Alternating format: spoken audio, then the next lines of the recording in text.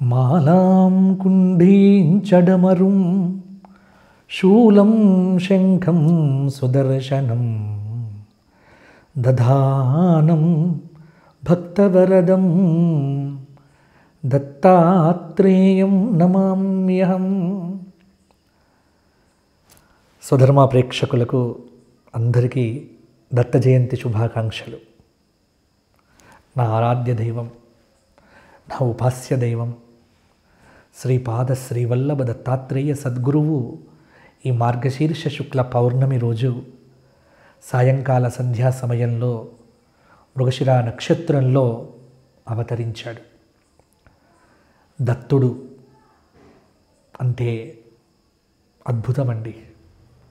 దత్తాత్రేయ ఆరాధన, దత్తాత్రేయ ఉపాసన చాలా తొందరగా ఫలితమిస్తుంది.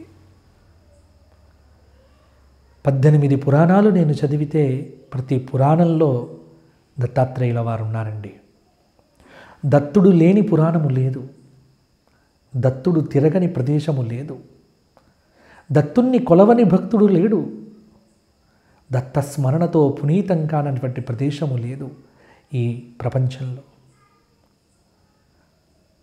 దత్తాత్రేయ అత్రి మహర్షికి ఆ త్రిమూర్త్యాత్మకమైనటువంటి శక్తి దత్తమైన రోజే ఈ దత్త జయంతి. అసూయను విడిచినటువంటి తల్లి అనసూయ, భగవత్ శక్తిని ఉపాసన ద్వారా పొందినవాడు ఆత్రేయుడు. మనమందరం కూడా అత్రి మహర్షిలాగా అనసూయమ్మలాగా సాధన చేస్తే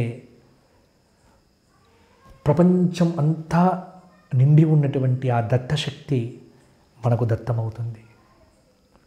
ఏం చెయ్యాలండి దత్త జయంతికి? ఏమీ లేదు. దత్తస్తు స్మరణ ప్రియ. దత్తాత్రేయ భగవానుడు స్మరణ మాత్ర సంతుష్టుడు. దలాదనుడు అనేటువంటి ఒక మహర్షి చెప్తాడండి, 32 భువనాల్లో ఎక్కడ ఉన్నా నేను వస్తా అంటాట దత్తాత్రేయ భగవానుడు. మీరు పిలవండి, పిలిస్తే వస్తాడు దత్తుడు. దత్త దత్త ఇదం వాక్యం, ఈశ్వరుడు యొక్క మాట. దత్తా దత్త అనేటువంటి ఈ మహామంత్రం సకల ఆపత్తులను తొలగింపచేసే మహామంత్రం. అందుకే ఈ దత్త జయంతి రోజున అందరూ కూడా దిగంబర దిగంబర శ్రీపాదవల్లభ దిగంబర దిగంబర దిగంబర శ్రీపాదవల్లభ దిగంబర. దత్త జయంతి రోజున ఈ స్మరణ మొదలు పెట్టండి. వచ్చే దత్త జయంతి దాకా ఈ స్మరణ చెయ్యండి. మీ ప్రతి కష్టం మీకు నష్టమవుతుంది. దత్తాత్రేయుడ వారు కరుణమూర్తి, ఆపదుద్ధారకుడు.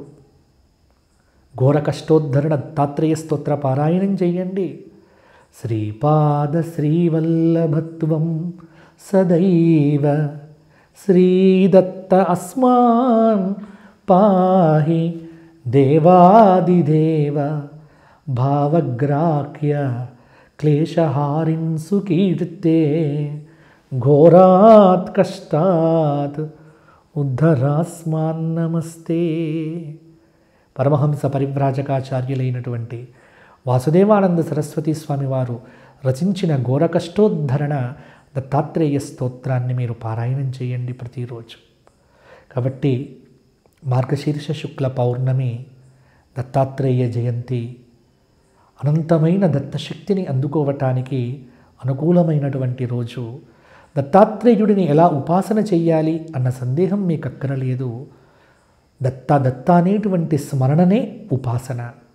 కాబట్టి ప్రతి ఒక్కరు కూడా దిగంబర దిగంబర శ్రీపాదవల్లభ దిగంబర అనే నామాన్ని జపించండి. దత్తుడి యొక్క అనుగ్రహానికి పాత్రులు కండి. అందరికీ దత్త జయంతి శుభాకాంక్షలు. దిగంబర దిగంబర శ్రీపాదవల్లభ దిగంబర.